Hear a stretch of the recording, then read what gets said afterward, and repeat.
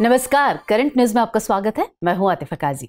इस सेगमेंट में हम उन खास और जरूरी खबरों की चर्चा करते हैं जो आपकी परीक्षा के लिहाज से बेहद अहम साबित हो सकती हैं। ये बीते हफ्ते की वो बड़ी खबरें होती हैं जिनके इर्द गिर्द आपकी परीक्षा के सवाल बनाए जा सकते हैं। तो आइए सबसे पहले हेडलाइंस पर डालते हैं नजर।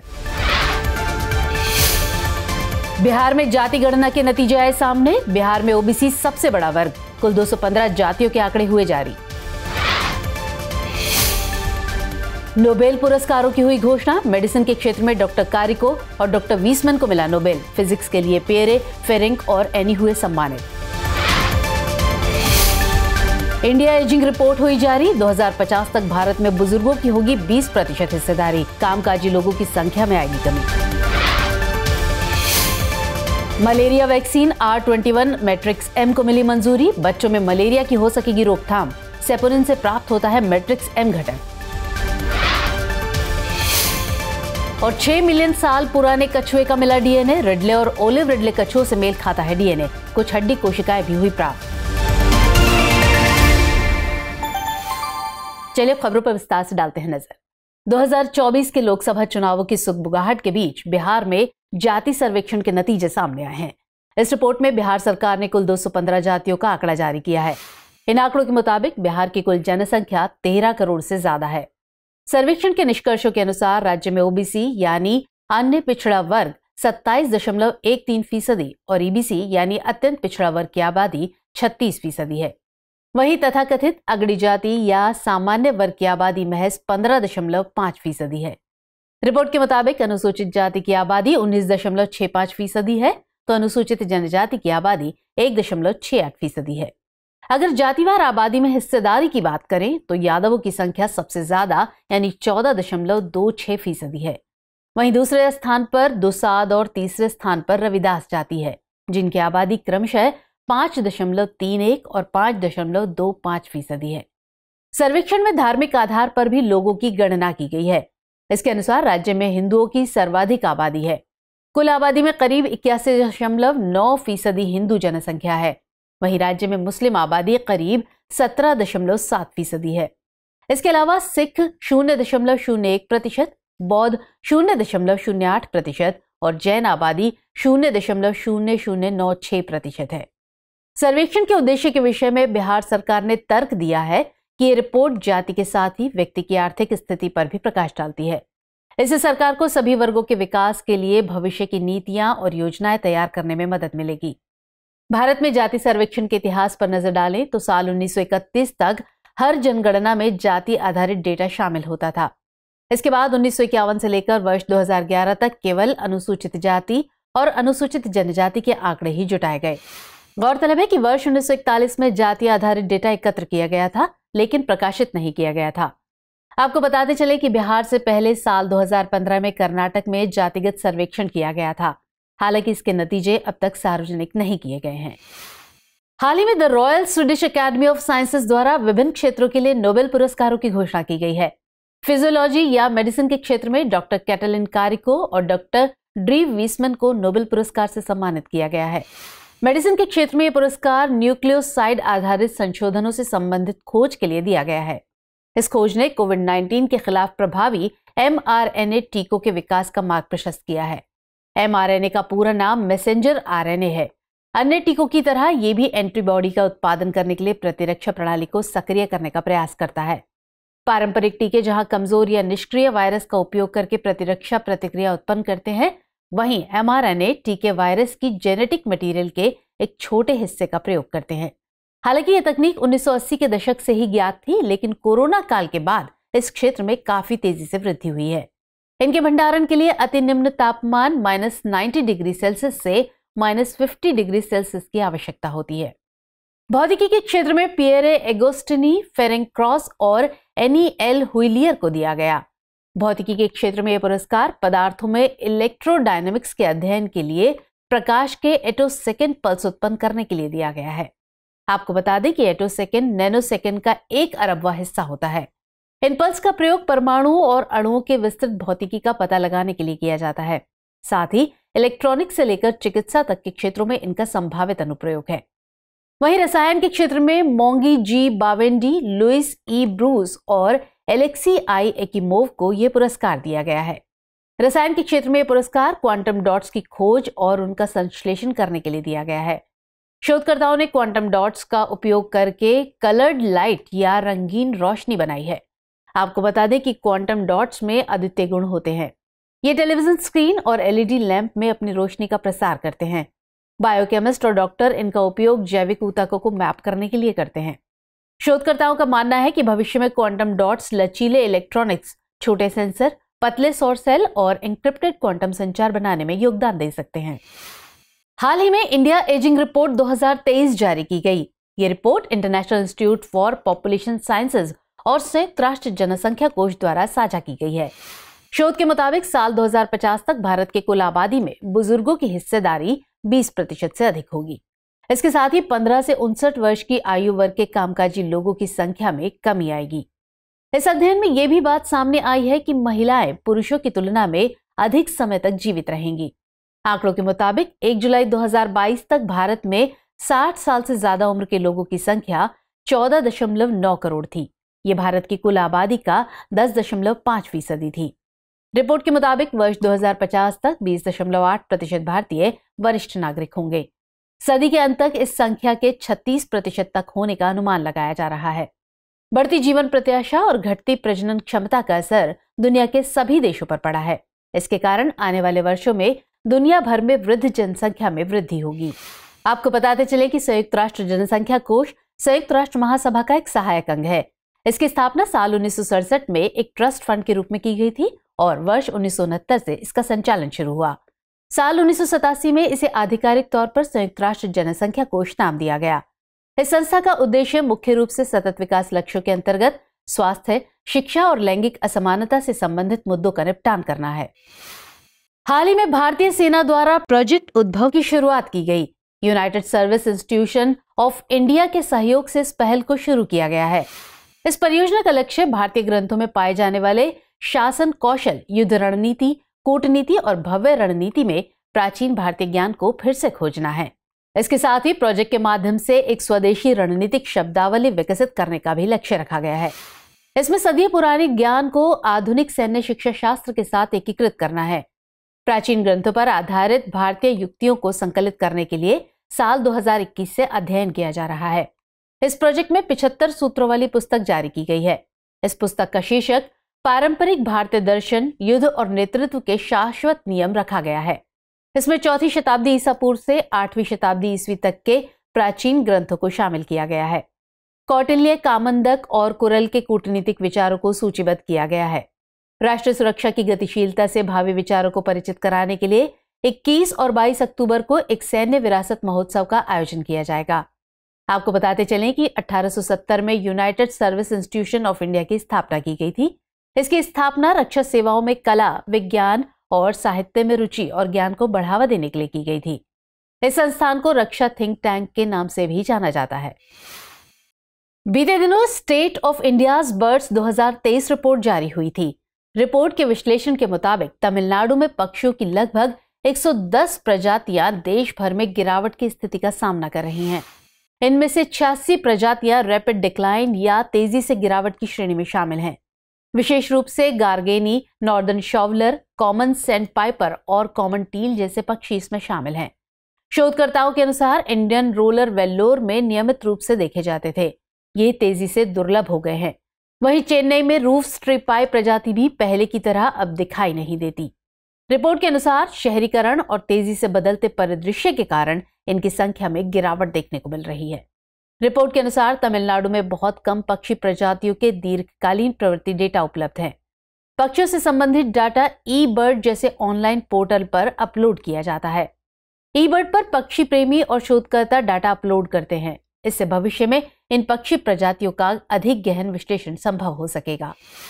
हाल ही में विश्व स्वास्थ्य संगठन ने मलेरिया वैक्सीन R21-M को मंजूरी दे दी। इस वैक्सीन को बच्चों में मलेरिया की रोकथाम के लिए बनाया गया है। यह विश्व स्वास्थ्य संगठन द्वारा अनुशंसित दुनिया की दूसरी वैक्सीन है। वैक्सीन को नोवावैक्स की सहायता से ऑक्सफोर्ड यूनिवर्सिटी और सीरम इंस्टीट्यूट ऑफ इंडिया द्वारा यूरोपीय और विकासशील देशों के clinical trial partnership Wellcome Trust और यूरोपीय निवेश बैंक के सहयोग से विकसित किया गया था। इसके उपयोग के लिए विश्व स्वास्थ्य संगठन ने विशेषज्ञों के रणनीतिक सलाहकार समूह और मलेरिया नीति सलाहकार समूह द्वारा सिफारिश की गई है। हालांकि सीरम इंस्टीट्यूट ऑफ इंडिया ने पहले ही 100 मिलियन खुराक के लिए उत्पादन क्षमता स्थापित कर ली है। साथ ही आने वाले 2 वर्षों में इसकी क्षमता को दोगुना करने की भी योजना है। इससे मलेरिया के उच्च जोखिम वाले लोगों का टीकाकरण करने और इसके प्रसार को रोकने में मदद मिलेगी। कमजोर वर्गों तक इस वैक्सीन की पहुंच आसानी से हो सके, इसके लिए इसकी कीमत $2 से $4 के बीच होगी। 2024 के मध्य तक इस वैक्सीन के बाजार में उपलब्ध होने की उम्मीद जताई जा रही है। दरअसल मैट्रिक्स एम घटक सेपोनिन से प्राप्त होता है। सेपोनिन सोप बार्क पेड़ की छाल में प्राकृतिक रूप से पाया जाने वाला यौगिक है। इसमें औषधीय गुण निहित होते हैं। आमतौर पर यह चिली में पाया जाता है। स्थानिक देशों में इसके उपयोग के लिए सीरम इंस्टीट्यूट को लाइसेंस दिया गया है, जबकि नोवावैक्स गैर स्थानिक देशों में वाणिज्यिक अधिकार बरकरार रखता है। आपको बता दें कि वैक्सीन को घाना, नाइजीरिया और बुर्किना फासो में उपयोग के लिए पहले ही लाइसेंस मिल चुका है। हाल ही में कंप्यूटर इमरजेंसी रिस्पांस टीम यानी सर्टिन ने लॉ ड्रीम नामक मैलवेयर के बारे में चेतावनी जारी की है। ये malware IP address, OS information सहित संवेदनशील जानकारी एकत्र करने के साथ उपयोगकर्ता डेटा सुरक्षा के लिए एक महत्वपूर्ण खतरा पैदा करता है। मैलवेयर मुख्य रूप से मध्य पूर्व, पश्चिमी यूरोप और दक्षिण एशिया सहित विभिन्न वैश्विक क्षेत्रों में दूर संचार क्षेत्र को लक्षित करता है। सर्टिन के अनुसार लॉ ड्रीम एक बहुआयामी बैकडोर मैलवेयर है, जिसमें संचार प्रोटोकॉल के माध्यम से प्लग इन प्रबंधन और उपयोगकर्ता के डेटा चोरी करने की क्षमता है। सेंटिनल लैब्स वर्कस्टेशन और मोबाइल फोन को खतरों से बचाने के लिए निगरानी प्रदान करता है। साथ ही सुरक्षित और अज्ञात हमलों की पहचान करने और उन्हें रोकने के लिए प्रौद्योगिकी भी प्रदान करता है। सेंटिनल लैब्स के अनुसार धमकी देने वाला व्यक्ति पहले चोरी की गई प्रशासनिक साख के माध्यम से कॉर्पोरेट नेटवर्क में पहुंच प्राप्त करते हैं। उसके बाद मेमोरी में संग्रहित NTML हैश का फिर से उपयोग करके दूरस्थ सेवाओं को प्रमाणित करने के लिए पास द हैश हमलों का उपयोग करते हैं। आपको बता दें कि NTML हैश क्रिप्टोग्राफिक का एक रूप है, जिसमें उपयोगकर्ता का पासवर्ड विंडोज सिस्टम पर संग्रहित होता है। साइबर हमले में इसका प्रयोग किया जाता है। हाल ही में गुजरात सरकार ने वन और गैर वन क्षेत्रों में कोनोकार्पस पेड़ों पर प्रतिबंध लगा दिया है। ये निर्णय पर्यावरण और मानव स्वास्थ्य पर पड़ने वाले प्रतिकूल प्रभावों को देखते हुए लिया गया है।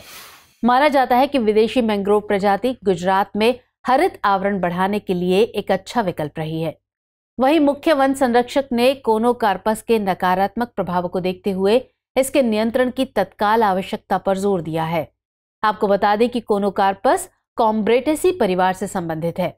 ये एक व्यापक मैंग्रोव प्रजाति है और इस पौधे के फूल सर्दियों में खिलते हैं और आसपास के क्षेत्र में इसका पराग फैल जाता है।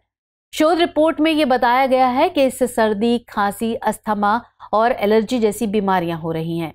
इस प्रजाति की जड़ें मिट्टी के अंदर काफी गहराई तक जाती हैं, जो दूर संचार लाइनों, जल निकासी प्रणालियों को नुकसान पहुंचा रही हैं। इससे आसपास के जल स्तर पर भी प्रभाव पड़ता है। साथ ही कोनोकार्पस की पत्तियां खाने वाले जानवरों पर भी इनका नकारात्मक प्रभाव पड़ता है। हालांकि गैर स्वदेशी पेड़ों के खिलाफ कार्रवाई करने वाला गुजरात पहला राज्य नहीं है। इसके पहले साल 2018 में दिल्ली ने विलायती कीकर नामक विदेशी प्रजाति पर प्रतिबंध लगाया था। विलायती कीकर देशी पेड़ों को विस्थापित कर रहा था और स्थानीय जीवों को भी प्रभावित कर रहा था। एक अध्ययन में पाया गया कि विदेशी आक्रामक पौधों ने जंगलों में चारे की उपलब्धता कम कर दी है। इस कारण जानवरों को बस्तियों और खेतों की तरफ जाना होता है। इन कार्रवाइयों का उद्देश्य स्थानीय पारिस्थितिक तंत्र की रक्षा करना है, साथ ही विदेशी वृक्ष प्रजातियों के कारण होने वाली पर्यावरणीय चिंताओं का समाधान करना है। हाल ही में 6 मिलियन साल पुराने समुद्री कछुए के जीवाश्म में डीएनए अवशेष प्राप्त हुए। ये अवशेष मौजूदा समय में रिडले और ओलिव रिडले कछुओं से मेल खाते हैं। आंशिक रूप से बरामद हुए इस जीवाश्म में कछुए का कवच है, लेकिन बाकी कंकाल नहीं है। प्राप्त हुए हिस्से से ऐसा अनुमान लगाया गया है कि जीवित रहने पर यह कछुआ लगभग 1 फुट लंबा रहा होगा। इसके साथ ही शोधकर्ताओं ने कुछ हड्डी कोशिकाएं भी प्राप्त की हैं, जिन्हें ऑस्टियोसाइट्स कहा जाता है। जीवाश्म में उत्कृष्ट रूप से संरक्षित थीं। ऑस्टियोसाइट्स में कोशिका नाभिक को संरक्षित किया गया। रासायनिक प्रक्रिया के माध्यम से शोधकर्ताओं को डीएनए के अवशेषों की उपस्थिति को पहचानने में सहायता मिली। ऑस्टियोसाइट्स हड्डी के ऊतकों में पाई जाने वाली गोलाकार कोशिकाएं हैं। ये कोशिकाएं तब बनती हैं जब ऑस्टियोब्लास्ट हड्डी के खनिज मैट्रिक्स में दब जाते हैं। ऑस्टियोसाइट्स हड्डी के मैट्रिक्स की खनिज सांद्रता को बनाए रखने के लिए एंजाइमों का स्राव करते हैं। जीव के जीवित रहने तक ये कोशिकाएं भी जीवित रहती हैं। हाल ही में विश्व बैंक ने चालू वित्तीय वर्ष के लिए भारतीय अर्थव्यवस्था के 6.3% की दर से बढ़ने का अनुमान लगाया है। हालांकि सरकार और भारतीय रिजर्व बैंक के 6.5% के अनुमानित आंकड़ों से ये कम है। विश्व बैंक ने अपने अनुमान को प्रभावित करने वाले प्रमुख कारकों का भी रिपोर्ट में जिक्र किया है।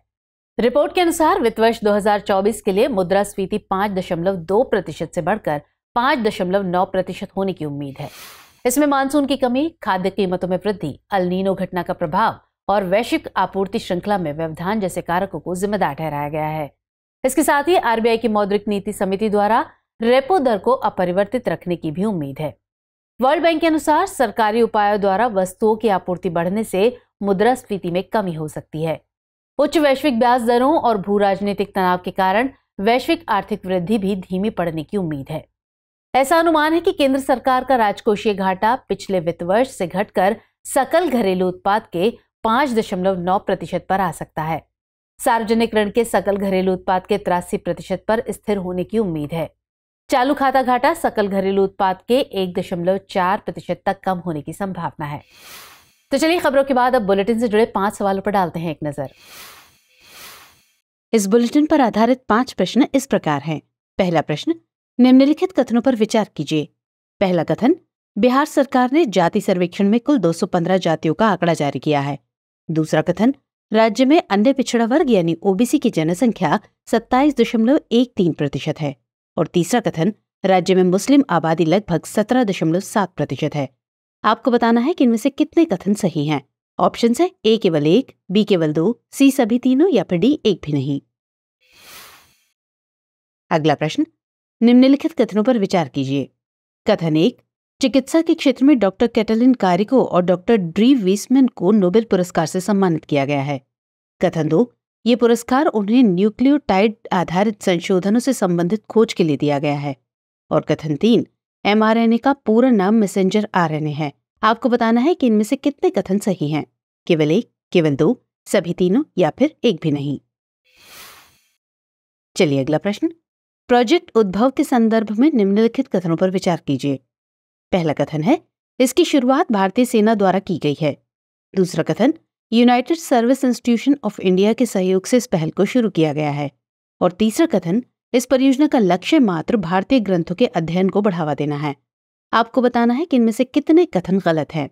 ए केवल 1, बी केवल 2, सी सभी तीनों या फिर डी एक भी नहीं। अगला सवाल देखेंगे। R21 मैट्रिक्स M के संदर्भ में निम्नलिखित कथनों पर विचार कीजिए। कथन 1, ये एक मलेरिया वैक्सीन है जिसे विश्व स्वास्थ्य संगठन ने मंजूरी प्रदान की है। दूसरा कथन, ये विश्व स्वास्थ्य संगठन द्वारा अनुशंसित दुनिया की दूसरी मलेरिया वैक्सीन है। और कथन 3, इससे मलेरिया के प्रसार को रोकने में मदद मिलेगी। आपको बताना है इनमें से कितने कथन गलत हैं। ऑप्शन है ए केवल 1, बी केवल 2, सी सभी तीनों या फिर डी एक भी नहीं। पांचवा और अंतिम प्रश्न, निम्नलिखित कथनों पर विचार कीजिए। पहला कथन है, गुजरात सरकार ने वन और गैर वन क्षेत्रों में कोनोकार्पस पेड़ों पर प्रतिबंध लगा दिया है। कथन 2, कोनोकार्पस एनाकार्डिएसी परिवार से संबंधित है। कथन 3, ये एक व्यापक मैंग्रोव प्रजाति है। और कथन 4, इससे लोगों को सर्दी, खांसी, अस्थमा और एलर्जी जैसी बीमारियां हो रही हैं। आपको बताना है कि इनमें से कितने कथन सही हैं। ऑप्शन है ए केवल 1, बी केवल 2, सी केवल 3 या फिर डी सभी 4। तो सवालों का जवाब कमेंट सेक्शन में जरूर दीजिएगा। तो फिलहाल इस बुलेटिन में इतना ही। खबरों को विस्तार से पढ़ने के लिए विजिट करें www.drishti.com पर। साथ ही दृष्टि आईएएस के हिंदी, अंग्रेजी यूट्यूब चैनल और दृष्टि पीसीएस यूट्यूब चैनल को लाइक, शेयर और सब्सक्राइब करना ना भूलें। लेकिन चलते चलते डालते हैं कुछ छोटी मगर जरूरी खबरों पर नजर।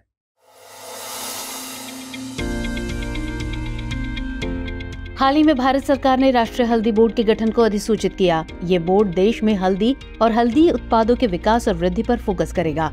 इसके अलावा बोर्ड हल्दी की गुणवत्ता और खाद्य सुरक्षा मानकों और ऐसे ही दूसरे मानकों के पालन को प्रोत्साहित करेगा।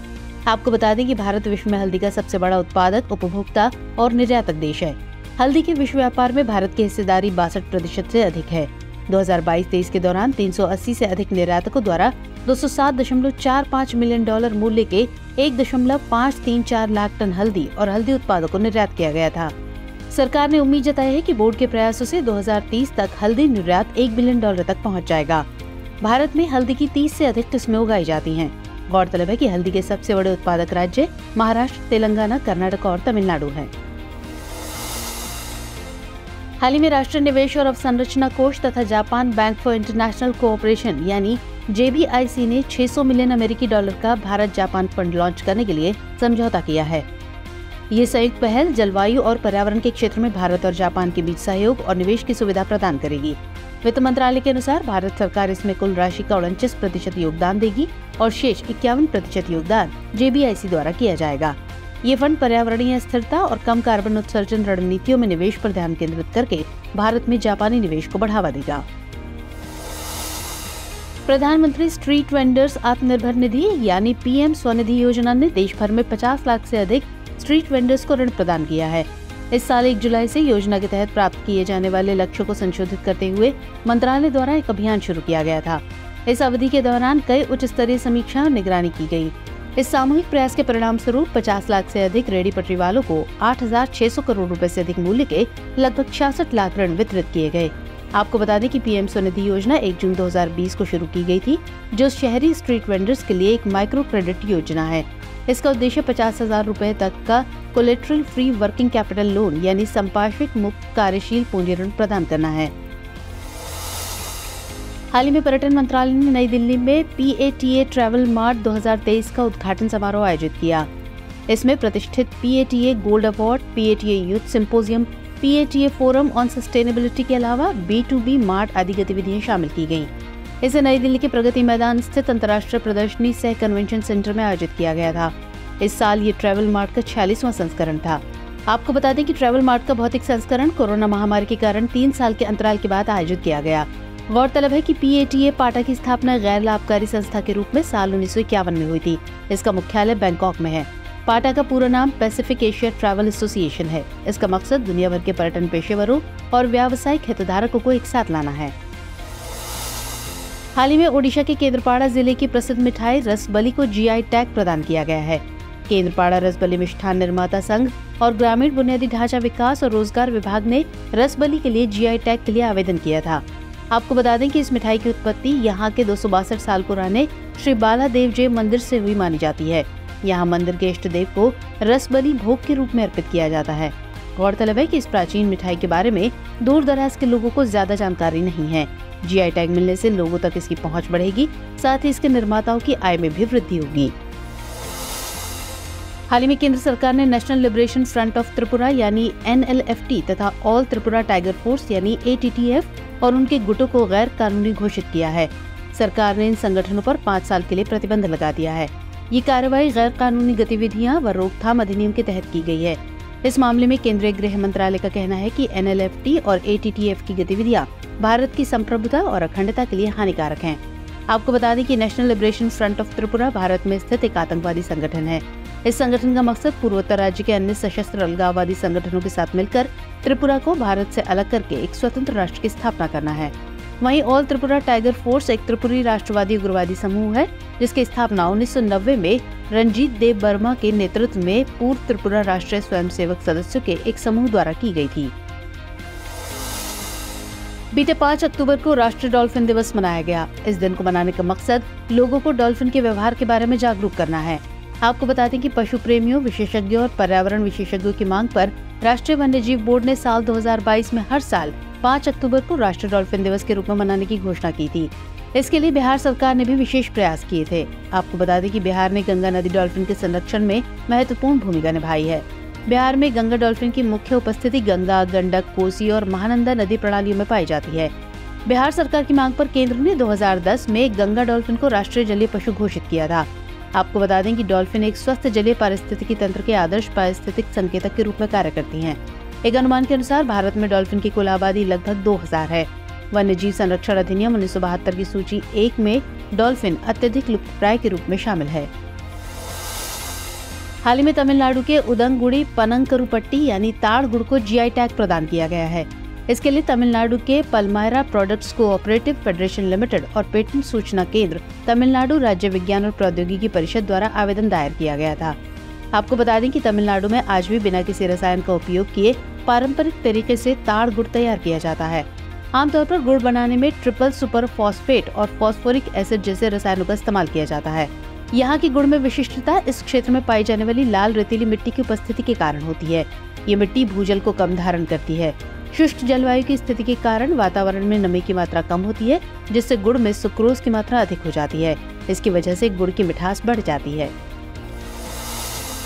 हाल ही में एक अध्ययन में खुलासा किया गया है कि दुनिया भर में उभयचर प्रजातियों में से 41% प्रजातियां विलुप्त होने की कगार पर हैं। शोधकर्ताओं का कहना है कि उभयचर आबादी की वैश्विक गिरावट का प्रमुख कारण जलवायु परिवर्तन और उनके निवास स्थान का नुकसान है। कशेरुकी प्राणियों में उभयचर प्राणी सबसे खराब स्थिति में है। अध्ययन में बताया गया कि उभयचर प्राणियों के अलावा 27% स्तनधारी, 21% सरीसृप और 13% पक्षियों की प्रजाति भी विलुप्त होने की कगार पर है। अध्ययन के अनुसार संकटग्रस्त उभयचरों की सबसे अधिक सघनता कैरेबियाई द्वीपों, मैक्सिको और मध्य अमेरिका, उष्णकटिबंधीय एंडीज क्षेत्र, भारत, श्रीलंका, कैमरून, नाइजीरिया और मेडागास्कर में पाई गई है। गौरतलब है कि उभयचर जीव लगभग 300 मिलियन वर्ष पहले धरती पर प्रकट हुए थे। इनके 3 समूह वर्तमान समय में भी पाए जाते हैं। हाल ही में प्रधानमंत्री नरेंद्र मोदी ने घोषणा की कि तेलंगाना के मलुगु जिले में एक केंद्रीय जनजातीय विश्वविद्यालय की स्थापना की जाएगी। इसे करीब 900 करोड़ रुपए की लागत से बनाया जाएगा। इस विश्वविद्यालय का नाम आदिवासी देवी समक्का और सारक्का के नाम पर रखा जाएगा। इसका उद्देश्य युवाओं, विशेषकर आदिवासी समुदायों को लाभ पहुंचाना है।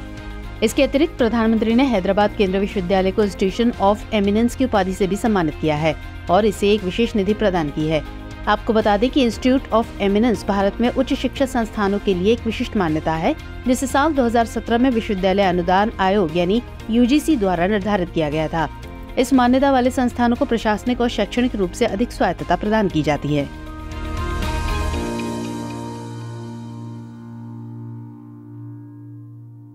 हमारी टीम कोशिश करती है कि आपको दी गई खबरों में एक भी गलती ना हो, लेकिन यदि किसी सोर्स या ह्यूमन एरर की वजह से ऐसी गलती हो जाती है तो इस वीडियो के कमेंट बॉक्स में उस गलती को सुधार कर पिन कर दिया जाता है और यह आपको कमेंट बॉक्स में सबसे ऊपर दिखाई देता है।